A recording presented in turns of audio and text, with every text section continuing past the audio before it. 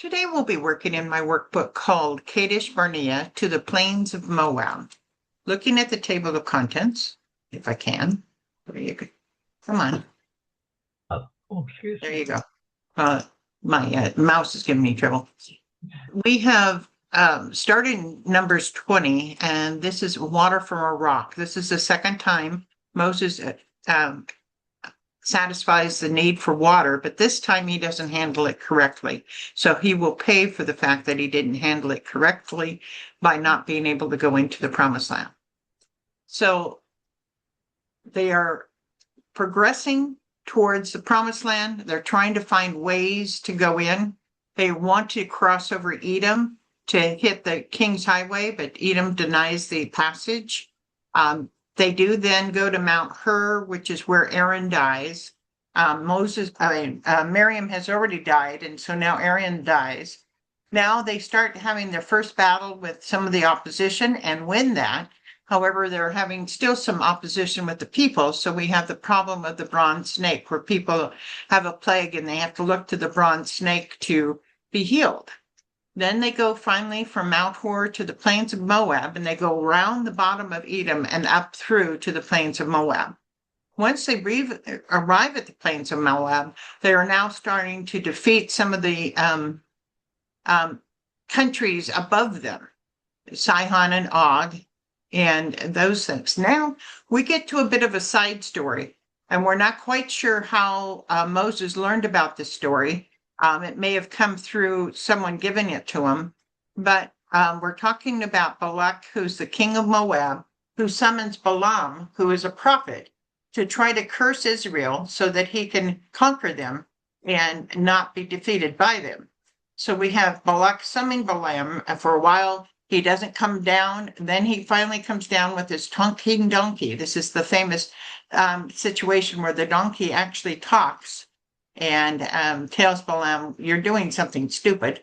But Balaam still continues to go. And so now we're going to be talking in the last three chapters of this book on the messages of Balaam. We'll be doing the first message today. So we'll go to chapter 9.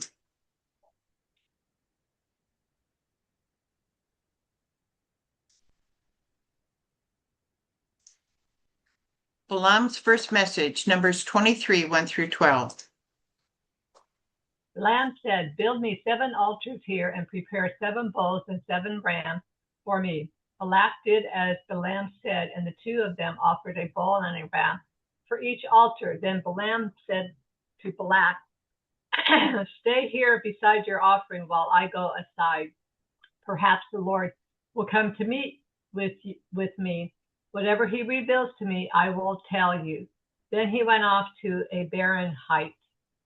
So where are Balak and Balaam? Bamoth Bar. Yeah, Bamoth Ball, yeah. How many altars, bulls, and rams? 7 altars, 7 bulls, and 7 rams. Balaam commanded 7 altars, bulls, and rams to perform an extravagant, perfect ritual intended to compel God to curse Israel. Perfect meaning 7. The number 7, representing completeness and divine perfection in the ancient Near East, was used by Balaam to create a complete system of sacrifice to align God with his agenda. So if we give enough sacrifices to God, he will bend and he will do what we tell him to do. Who did the offerings? Both did the offerings. Right. Does it specifically say that these offerings are to the Lord? No. Not really. We know Balak worships other gods without a relationship to the one true God. Balaam is a seer that has a relationship with the Lord, but not an exclusive one. We don't know if Balaam is manipulating a pagan to worship the Lord, or if they're all calling on all gods. After the offering, where is each of them going? Balaam said to Balak, "Stay here beside your offering while I go aside." Right. What did Balaam promise Balak? Whatever he reveals to me, I will tell you. God met with him, and Balaam said, "I have prepared 7 altars, and on each altar I have offered a bull and a ram." The Lord put a word in Balaam's mouth and said, "Go back to Balak and give him this word. So he went back to him and found him standing beside his offering with all the Moabite officials. Notice what Balaam says here. Does he prepare the altars and solely offer the bull and ram on each? No. No. He said, I prepared, but really it was him and Balak. Wouldn't Balaam know that God knows everything? If he doesn't, why not? And if he does, why does he think the Lord would not know the truth? Maybe he doesn't know God knows everything. Yeah, yeah. Sometimes I think we forget that God knows everything we're doing too. So did Lord tell Balaam to go back to whom? Balak. What does the Lord put in Balaam's mouth? Word. This is technically a prophetic oracle of blessing rather than just a word. Where was Balak? With the offering. Who was with him? Moabite officials. What do you think Balaam is going to say to Balak? Will it be the curse on Israel that he's looking for? Balaam wants to do what Balak says, but the Lord won't let him. Right. Then Balaam spoke his message. Balak brought me from Aram, the king of Moab, from the eastern mountains. Come, he said, curse Jacob for me. Come, denounce Israel. How can I curse those whom God has not cursed? How can I denounce those whom the Lord has not denounced? From the rocky peaks I see them, from the heights I view them. I see a people who live apart and do not consider themselves one of the nations. Who can count the dust of Jacob or number even a fourth of Israel? Let me die the death of the righteous, and may my final end be like theirs. Okay. Verse 7 tells of the events leading up to this moment. Balak is the king of Moab. According to this verse, Balaam is from Aram. This is the same place. Pethor is the city. Aram, Padan Aram, Aram Naharam is the same area. What was the mission? To curse Israel. According to verse 8, if the Lord wasn't going to curse the Israelites, could Balaam truly curse the Israelites? No. 9, from the rocky peaks I see them. Where are Balak and Balaam? That mammoth ball. Yeah, Mammoth Ball. Yeah. In verse 9, what in verse 9 compares to the Deuteronomy below? Israel are people apart from the rest of the people. Right. The dust of Jacob, according to page 3, how many total people are there? 2 million. Yeah. Complete. Go ahead and complete number 6. Or number even a fourth of Israel. Remember, the Israelites are camped in 4 quadrants, north, south, east, west, with the tabernacle in the middle. Compare the last lines of verse 10 with the verses from Psalms below. What are both saying? All sinners will be destroyed. Let me die like the death of the righteous.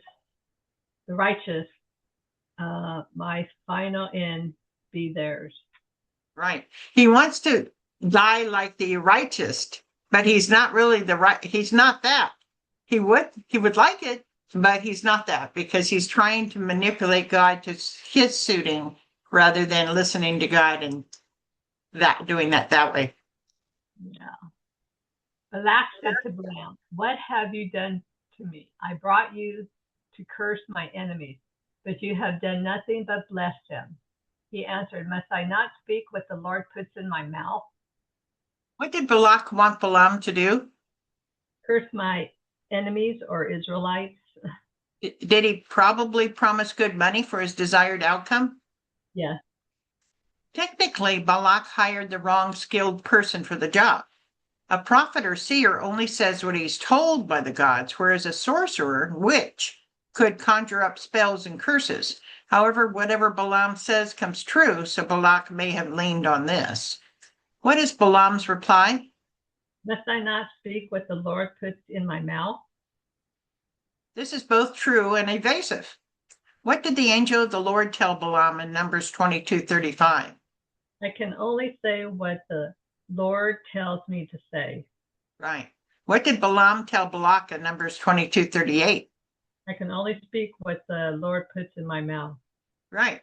And yet, Balaam knows why he's there. He knows he'll be paid a lot to pronounce a curse on Israel.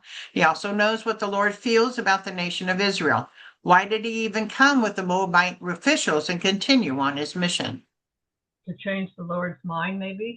Yeah, to find a way. He wants the money, I think. Okay, first crossword. Number 2, Balak wants Balaam to denounce Israel. 4, how many altars were built at Bamath-Baal? 7, 5, the Lord put a word in the lamb, mouth. 6, Balak and all the Moabite, officials stood next to the altar. Who can count the dust of? Jacob. And 1, this is Balaam's first Message, about the Israelites. Balaam is from the town of, Ketor. and both Balak. and Balaam offered a bull and ram on each altar. Yeah. So yeah, that's Balaam's first message. And yeah, he didn't get very far on that one. No. So hang on.